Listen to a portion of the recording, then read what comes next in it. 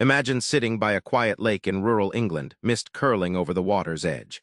Alan Watts leans forward, eyes twinkling, and says, "What if everything you think you are, the solid, separate self, is just an illusion?" That's the opening of a rabbit hole that invites you to rethink your entire identity. But what if realizing who you really are could end the age-old conflict inside and between us? Let's dive in. Watts kicks off by tearing down the biggest myth we all live by, the idea that we're isolated individuals swimming solo in a sea of others. This false self-image drives our fear and loneliness.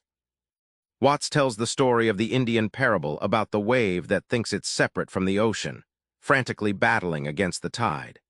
He points out that this wave, like you and me, mistakenly believes its separateness, when in reality it's never left the ocean's whole. This metaphor reveals how deeply we buy into isolation. Think of the universe as a vast symphony where every instrument plays its note. That's us. Our individual selves are just sounds in a larger harmony, not standalone solos. Watts uses this cosmic dance analogy to show how we're entwined in this great performance, inseparable and unified beneath the apparent chaos. When you see through the ego's trick, boundaries blur. You're no longer the lonely wave battling the tide, but a vital expression of an infinite ocean. This shift isn't just comforting, it's revolutionary, transforming fear into awe and hostility into belonging. Suddenly, freedom snaps into focus. Next, Watts deep dives into ancient Vedanta philosophy, flipping your idea of self upside down, showing it as not just who you think you are, but something cosmic and infinite. Watts unpacks the Sanskrit term Atman, often translated as self, but warns it's misleading if you think it's just your personal ego.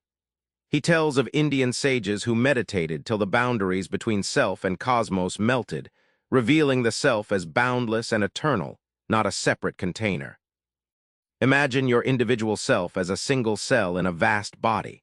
That's the cosmic self. The entire universe is living through you. Just like cells don't think they're separate from the person, your true nature is the whole cosmos experiencing itself. Watts uses this to smash the illusion of self-containment. When you start seeing yourself as part of nature, not standing apart from it, you stop being a destructive outsider. You become a participant in the web of life. This perspective doesn't just calm inner turmoil, it demands a radical shift in how we treat everything outside us. Here's the kicker. Watts isn't just philosophizing. He argues that not knowing who you are creates the root cause of all conflict and environmental ruin, and that understanding yourself can cure it. In one vivid example, Watts points to how tribal warfare starts when groups cling to separateness, projecting otherness as threat. The same story plays out globally, with nations, races, even ideologies. Our misrecognition of our shared essence feeds mistrust and hostility that fuels endless conflict. Watts highlights how our mistaken self-view makes us exploiters rather than stewards of technology. Instead of a tool serving life's dance, technology becomes a weapon against nature and even ourselves, like using a hammer to kill the hand that builds. This happens because we see ourselves as separate from the natural order. But there's hope. The moment an individual or society grasps that we are the universe and nature itself, priorities realign. Our actions no longer tear down but heal. Watts predicts that this awakening could be the key to not just inner peace, but saving the planet, turning identity transformation into global salvation. Remember that foggy lake scene where Alan Watts asked if yourself is just an illusion? Now you know it's not just a trick, it's a failing story we've believed too long. The real you isn't trapped in that isolated wave, but flows through the entire ocean of existence.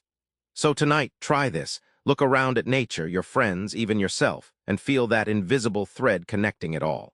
It's the start of seeing who you really are. Subscribe for more book summaries like this one.